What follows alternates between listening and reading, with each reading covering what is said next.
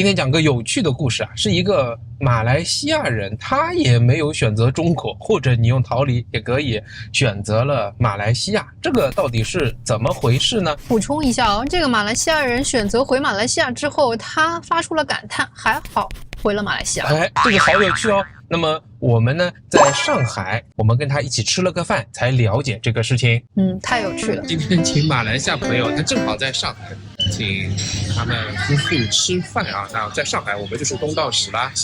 来，今天带什么货啊？这个是开玩笑啊 PP 它叫超高压冷冻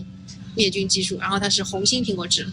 这个一定要给我们的朋友马来西亚朋友尝一尝。请在屏幕上方对本次购物。好了，买好了。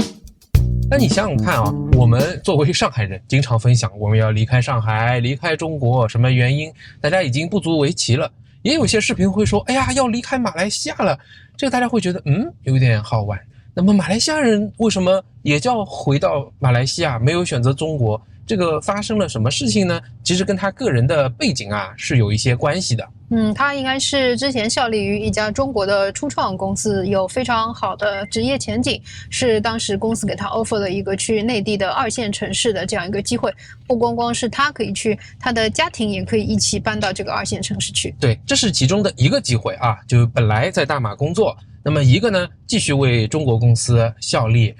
要去中国发展，这是其中之一。那显然呢，我们刚才讲，这是他没有选的一个机会。我们这个朋友好像为这个机会也是纠结了非常长的一段时间。对，还有另外一个机会是什么呢？那么就是留在大马，另外是有一个在美国公司美商的机会。他呢就不在 KL， 他原先在 KL 工作，现在呢要去槟城，要切换蛮远的一个距离啊，要北上槟城，是这样的两个，犹豫不定啊，应该说是那他家庭的情况呢是他有2个小孩，和太太呢本来都是生活在大马的，就是这样的一个情况。那他回到上海，我们就开始问了，哎呦，你现在这个工作状况怎么样啊？当初没有选择中国的工作机会，你怎么想的啊？现在看起来这个是不是一个明智的选择啊？他好像还是很庆幸嘛，因为你刚才就已经提示我们了，对吧？当然啊，历史没有办法假设，对吧？这个公司也不一样，但回到中国呢是一个初创民营企业的机会，留在大马呢是一个美商，时间节点也不一样，去年是去年，今年是今年。不过从他这次回到上海他的观察，他的说法，我们还是可以听得出来他为什么自己会表达庆幸。你还记得啊，他讲了哪些事情啊？让他自己都感到到中国来这一次是感到很诧异的。他首先我们就问起了你来上海，你有什么感受吗？对，他的感受跟我们差不多，他就是觉得上海很冷漠，对吧？对，其实我都说了，我现在已经不感觉那么冷漠了，我们有点习惯了。但是这个是让他诧异的。他之前啊，因为家里有中国人，所以呢，他经常也来往于中国和大马，应该说对中国是不陌生的。他尤其感到冷漠呢，体现在哪些方面呢？我觉得他也很难定义或者给出我们比较显著的例子，说上海冷漠在什么地方。但是我好像能够理解，你和马来西亚这样一个热情似火的这样的一个社会，人情社会来比的话，上海可能更多的都是说不要去麻烦别人，或者说不要多管闲事的这样一种文化。人跟人打交道啊，互相那种很自然的沟通啊，应该就会少很多了。对，即便他那么熟悉中国，可能有一阵没有来了，他也会感到有点冷漠。我觉得另外一个呢，可能他是以工作的视角再来考虑能否生活在中国的话，他又会感到这一点是他接受不到的。第二一个让我印象很深的是，他说他到了中国啊，先是落地了西北的一个城市，因为那边呢有他们的供应商，他要去拜访。他首先在机场啊又被震惊了一下。对，就基本上是要把你的个人信息填得非常的详细，你的一些亲属的情况和中国的任何的连接，所以对他来讲的话，这无异于是一个类似像打引号的搜身一样的一个彻底的这种背景调查。他就感觉到，这怎么有一点对外国人那么的不友好、不友善啊，肯定会让他感到不舒服。因为他有个对比嘛，他以前落地在上海的话，上海的海关似乎就没有这么繁琐的这样一个外国人登记。那我们也不懂是因为现在造成的，还是那边的这个城市造成的，甚至于他说机场还有人问他你为什么要过来的，觉得好奇怪啊，对吧？我本身都有合法的一个签证啊，正常的落地再来，那到了这边呢，即便是要见自己的供应商啊，哇，那他们这个会议之后去酒店也是要大量的饮酒啊，在宴会上，这可以让他喝的也是东倒西歪的话，人都快不舒服了。对，那我们也跟他开玩笑打趣哦，说你看你的供应商还是对你的接待规格很高啊，给你喝茅台，但是对马来西亚人来说，喝这样的烈酒肯定很不舒服。还有就是我们中国有劝酒的文化，哪怕是跟你之间是上下级的业务关系，他也是希望你一定要喝下这个酒，所谓给他面子嘛。那像他这样一个马来西亚人，不忍服别人好意的来说的话，只能够自己默默的饮酒。对他来讲不是很享受的过程。对的。那你啊，在看到家庭上面小孩的教育，如果到了中国啊，即便公司也会有各种各样的 package 和补贴，那你2个小孩要么念国际学校，要么呢再多花点力气可以念到公立的学校。对，他们太太他们也是拜访了一些在中国念书的一些这个朋友嘛，就是他们朋友之间交流，这对夫妻马来西亚夫妻就是为中国家长所说的老师是如何的强逼为，紧盯着家长要盯着孩子的学业，以及孩子这个课业负担的重，以及补课文化的这样的一个盛行啊。对，他们也是倒抽一口冷气，我不由得想到他们自己的孩子在槟城读这个华小，就觉得真的是很轻松啊，而且是这种轻松是他们认为必须的轻松，不能这么小年龄就这么忙。对，我们待会儿比较一下现在的在槟城的生活呀，那他们呢还只是和一些朋友见面就发现，哎呀，跟我们的感受一样，怎么朋友见面聊的都是学习，而且小孩子都那么惨。对，就是如果他们念公立学校就是这样，那如果要念国际学校，即便啊是我们讲是2线3线的城市，那我想国际学校10几20万要吧，一个小孩，那你2个小孩这是什么成本啊？哇，这样就不要工作了，这钱都全部要花完了。那是因为对这对夫妻来说，他们本身就没有规划孩子那么早就读国际学校，所以对他们来讲的话，他们还是觉得现在在槟城孩子接受华小，然后将来可能走国民型中学，这可能是他们的一个选择嘛。是的，这个是孩子的教育啊，你看又是让他感到还好啊，没有选择中国的原因。当然他好像也跟我们提到这个空气啊也会有污染，对吧？然后未来的经济发展呢，他会有些担心。但作为马来西亚人啊，我觉得他这样的担心啊就很务实。比方他说 OK， 我如果过来我赚的是人民币，那么未来货币的这个会不会进一步贬值？那我怎么再把它兑换出去呢？我这个赚的钱是不是又会变少了呢？它又充满了巨大的不确定性吧。我觉得他也是一个非常聪明的人，其实他也认为说就是比较强势的货币还是应该是美元，对他来讲或者是新币，他也一直在盘算。对。我觉得让我比较震惊的一点是，我就有意的问他嘛，我说你这个现在去了美商公司啊，和你以前的这个中国民营企业相比的话，加班怎么样？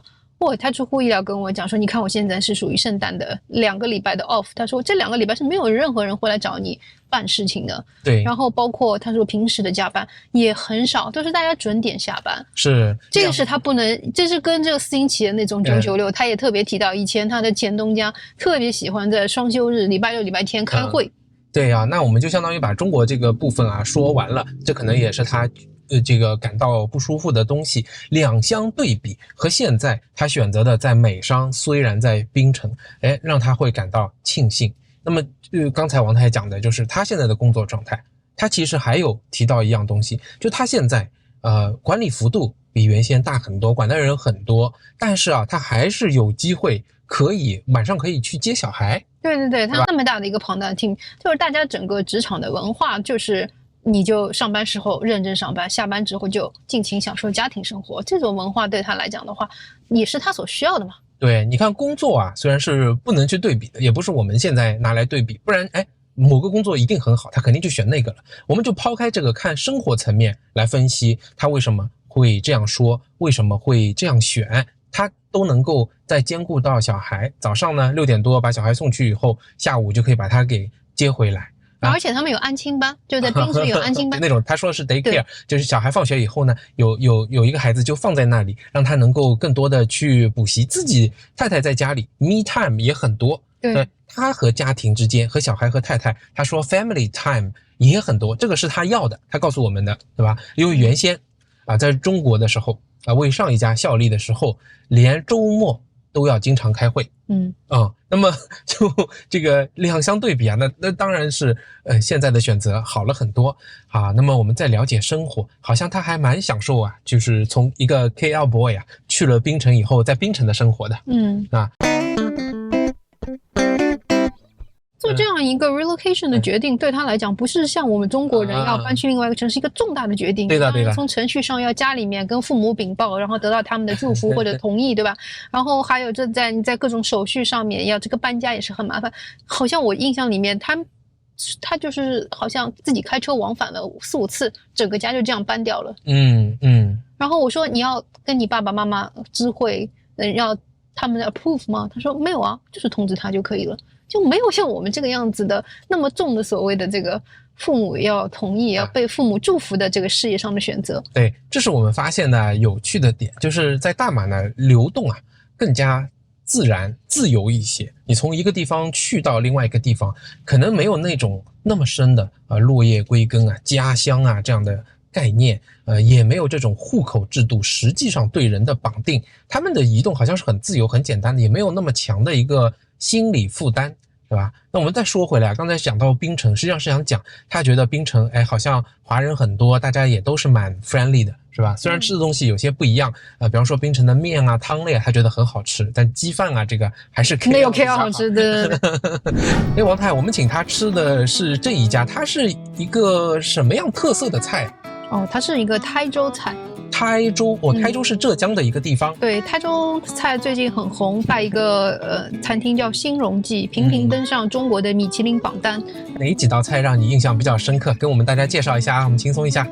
我觉得印象最深刻的应该是它的叫家烧鲳鱼吧。鲳鱼其实在马来西亚也有嘛。是的。这两条鲳鱼这个 size 上面是有点小，但是从味道上面也让我们这2位马来西亚朋友们觉得很震惊，因为这个首先这个煮法是非常的嫩，然后也非常的鲜，配上了我们这个宁波年糕，这个有糯糯的糯叽叽的这样一个白的米做的，有鲜味。和大马的年糕对用糖熬出来的是不一样的。对，其实这个煮法跟槟城的那个潮州煮稍微有一点相似，大家可以看到这个鲳鱼是没有经过油炸的，所以它就是肉非常的柔嫩，真的是属于叫你在嘴巴里用舌头抿一下它就碎了，然后非常非常新鲜台州菜大家记住。我们回来继续讲他的故事，大家很享受。他也提到一些不同，我们也可以跟大家分享他讲在槟城小孩子念华小呢，和 KL 念华小也是不一样的。